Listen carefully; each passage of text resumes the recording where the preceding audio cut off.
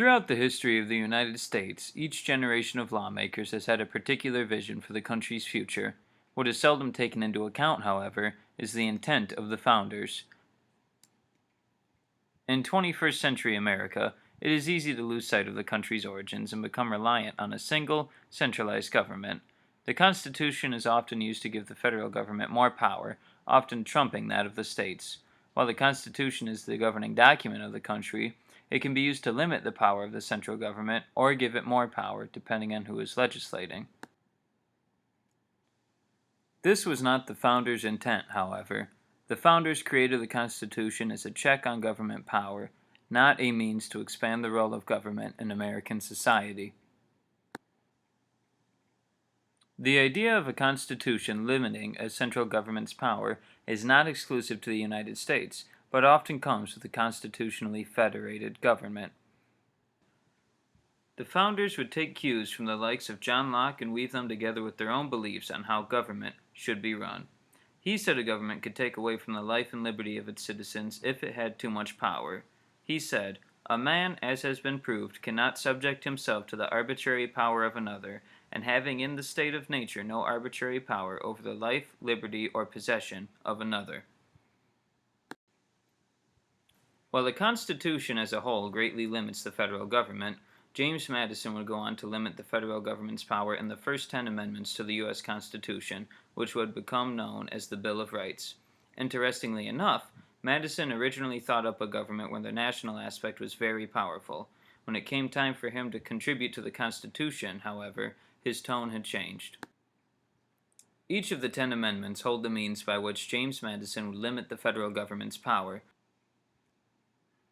The First Amendment limits the government's interference with each individual, stating that people have the freedom to speech and peacefully assemble, as well as giving freedom to the press, freedom of religion, and the ability for citizens to bring their complaints directly to the government. With the ability for citizens to bring their complaints to the government, this acted in part to prevent the federal government from becoming tyrannical.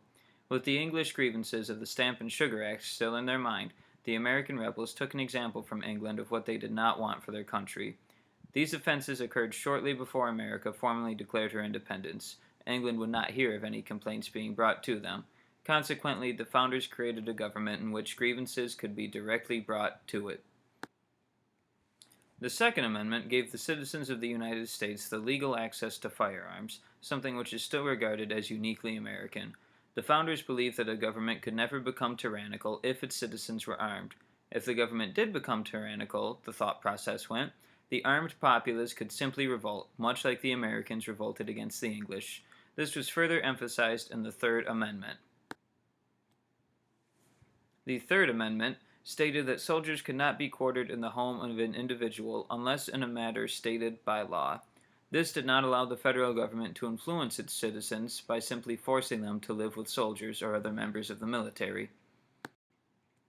One of the most important restraints placed upon the federal government was that laid forth in the Fourth Amendment. Citizens were guaranteed safety from unreasonable search and seizure by the government. This was done by requiring law enforcement to bring a warrant upon probable cause to the person or persons upon whom the search was being conducted. Without such a provision, the government would have the authority to simply step into the house of anyone they wished and rifle through their belongings. With the provision, though, Americans were given the rights to privacy and security for which they were willing to wage war against England.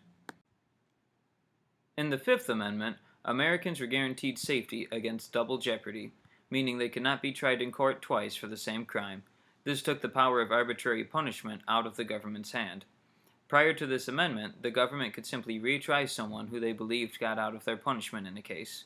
Madison saw the dangers in such a practice and believed it would have given the government powers it did not deserve.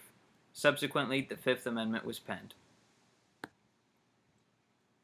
Before the passage of the Sixth Amendment, anyone who was to appear before a court did not necessarily have a definite date by which they had to appear. It was possible for the trial to drag on and on without any dates being set. Madison saw the danger in this and guaranteed the right to a speedy trial in the Sixth Amendment. In addition, he mandated that these trials have an impartial jury, free of bias, so the defendant truly received a fair judgment. Juries with subjective jurors could lead to two complications in the judicial process. both of which would negatively affect the government's interaction with the populace. If jurors are biased against a defendant, they will seek to penalize him or her. Conversely, if they are sympathetic, they will seek to save the defendant from punishment. Both of these biases harm the judicial process, something which Madison was eager to steer clear of. The Seventh and Eighth Amendments further ensured that those who underwent the judicial process remained in good health, preventing the United States from resembling Spain in the days of its Inquisition. The Seventh and Eighth Amendments protected citizens from cruel and unusual punishments, as well as from the dangers of excessive bail. While the Seventh and Eighth Amendments protected the citizens' health during the judicial process, the Ninth and Tenth Amendments are perhaps the most powerful in the Bill of Rights. The Ninth Amendment rejects the denial of any freedoms laid forth in the Constitution to the citizens of America.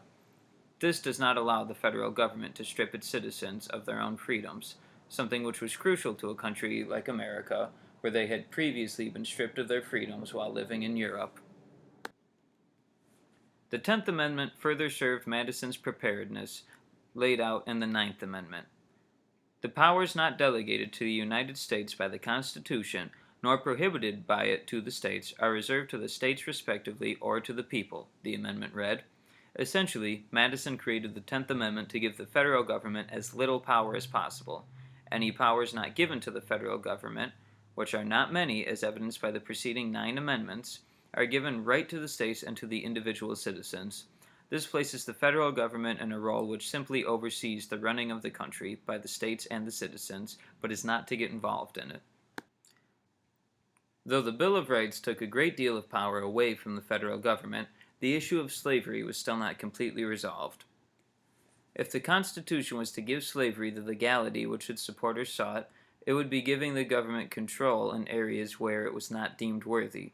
If slavery was illegal, however, several states have not joined the Union, leaving the United States powerless against the superpowers of the world.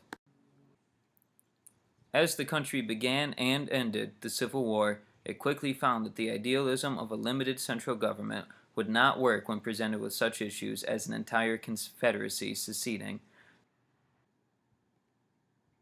From that point on, the federal government would increase its own power and the states would decrease their power. As the federal government's power began to increase, the Constitution's role in the country began to diminish. Although the federal government has successfully increased its amount of power since the Civil War, and the states have increasingly lost their power, it is clear that the Constitution was created as a way to limit the power of the federal government, not as a tool for its expansion.